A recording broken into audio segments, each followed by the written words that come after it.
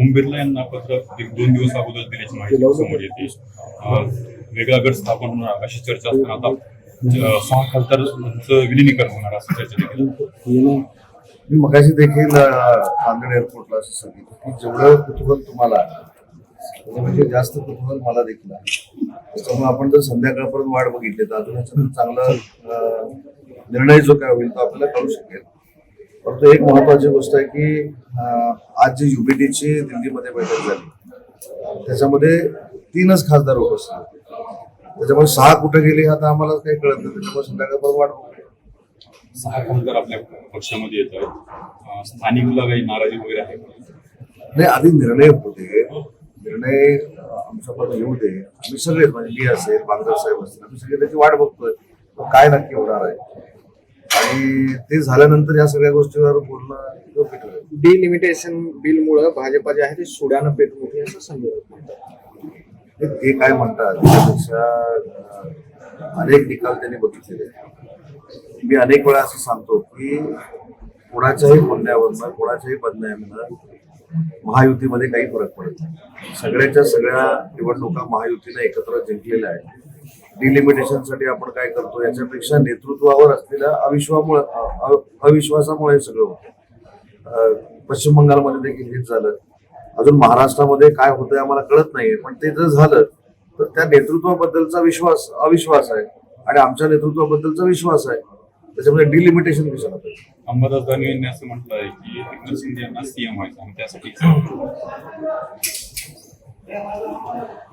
आमची शिवसैनिक म्हणून प्रत्येकाची हीच इच्छा असू शकते की बाबा आमचे नेते माननीय एकनाथ शिंदे साहेब आहेत ते उच्च पदावर बसावे. भाजपच्या लोकांची इच्छा अशी असू शकते की देवेंद्रजी उच्च पदावर बसावे. राष्ट्रवादी काँग्रेस पार्टीच्या लोकांची इच्छा असू शकते की सुरेंद्ररावांनी उच्च पदावर बसावं. यांना सोडून अंबादास दानवे देखील असं म्हणतायत की माननीय एकनाथ शिंदे साहेबांनी उच्च पदावर बसावं. हे नक्की त्यांच्या मनात काय आहे हे मला कळेल असं झालं. कुठलेही खासदार का शिवसेनेत तुमच्या शिवसेनेत मारणार की भाजपमध्ये? मी मगाशी तेच तुम्हाला सांगितलं की जर थोडा वेळ आपण आम्ही देखील कळस असू. आपल्याला जे काही दिल्लीवरनं कळेल त्याच्यानंतर या संदर्भात बोलणं उचित ठरेल. परंतु येणं जाणं हा पेक्षा माननीय एकनाथ शिंदे साहेबांचं नेतृत्व हे सर्वमान्य आहे याची प्रचिती आपल्या महाराष्ट्रातल्या काही पुढाऱ्यांना येते काही विरोधकांना येते आणि म्हणून त्यांना पुढसूळ उठतो कायम दररोज सकाळी.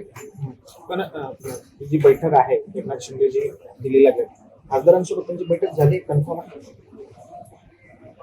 प्रश्न तुमचा तोच आहे पण वेगवेगळ्या पद्धतीने. त्याच्यामुळे माझं उत्तर एकच आहे. आपण संध्याकाळपर्यंत जरा वाट बघू. जो काय निर्णय येईल त्याच्यानंतर जाताना मी तुमच्याशी नक्की बोलू. आज तुम्ही बैठकीला या ठिकाणी आले. बैठक कशासाठी? महायुतीच्या बैठकीसाठी असं नाही आलो मी दोन्ही नाशिक आणि परभणी या दोन्ही शिवसेनेच्या जागा आम्ही लढतोय. तसं मी सोलापूरला पण गेलो. भारतीय जनता पार्टीचा प्रचारला गेलो. तसंच मी सातारा सांगलीला देखील तिथे गेलो. त्याच्यामुळे महायुतीचे जिथं उमेदवार आहेत त्या सगळ्या आमच्या पदाधिकाऱ्यांना विश्वास देण्याची आमचीच जबाबदारी आहे आणि म्हणून एकनाथ शिंदे साहेबांच्या निर्देशानुसार आज मी इथं आलेलो आहे. किती खासदारांना मंत्रिपद? हा प्रश्न म्हणजे प्रचंड मोठा प्रश्न आहे. आपण डायरेक्ट चर्चा सुरू आहे. विधान परिषदेवरनं थेट आपण केंद्रीय मंत्रिमंडळाच्या मंत्र्यापर्यंत गेलो यातली कल्पना मला काहीच नाही. परंतु इथलं स्थानिक सांगतो की आमचे महायुतीचे उमेदवार सईद भैया फार मोठ्या मतानं निवडून येतात. उद्धव ठाकरे भेटायला वेळ देत नाही असा प्रश्न ज्यावेळेस अरविंद सावंतांना विचारला त्यावेळेस ते चिडले. असं कोण म्हणतं त्यांना माझ्यासमोर जाताना असं त्याच्यामध्ये चिडण्यासारखं आहे. वस्तुस्थिती एखादी व्यक्ती जर सांगत असेल तर ती समजून घेतली पाहिजे त्याच्यामध्ये सुधारणा केली पाहिजे. चिडायचं संजय राऊतांनी चिडून काय असं घडलेलं आहे ते काय थांबवू शकत नाही. आता आम्ही ज्यावेळी उठाव केला माननीय एकनाथ शिंदे साहेबांच्या नेतृत्वाखाली त्यावेळी आमची देखील भूमिका हीच होती की पक्षप्रमुखांनी भेटलं पाहिजे. व्यथा समजून घेतल्या पाहिजे. पक्षामध्ये नक्की काय चाललंय ते बघितलं पाहिजे. त्यामध्ये कशाला चिडायला पाहिजे. चिडण्यापेक्षा आत्मबंधन आत्मचिंतन केलं. संजय राऊतांनी शिवीगाळ कोणाला बोलताना सगळे जे काही खासदार गेले त्यांना सर्वोच्च भाषेत शिवीगाळ. ह्याच्यामध्ये नवीन काय बघा. आम्ही जेव्हा गुवाहाटीला गेलो तेव्हा आम्हाला किती घाण भाषेमध्ये बोललं गेलं. आता इथं मावशी आहेत पत्रकार परिषदेमधून मी काही जास्त बोलत नाही. परंतु आमच्या बरोबर 3 महिला भगिनी ज्या होत्या त्याला ज्या पद्धतीनं बोललं गेलं ती महाराष्ट्राची संस्कृती नाही आहे. त्याच्यामुळं पक्ष सांभाळत असताना शिवीगाळ करणं काही योग्य नाही.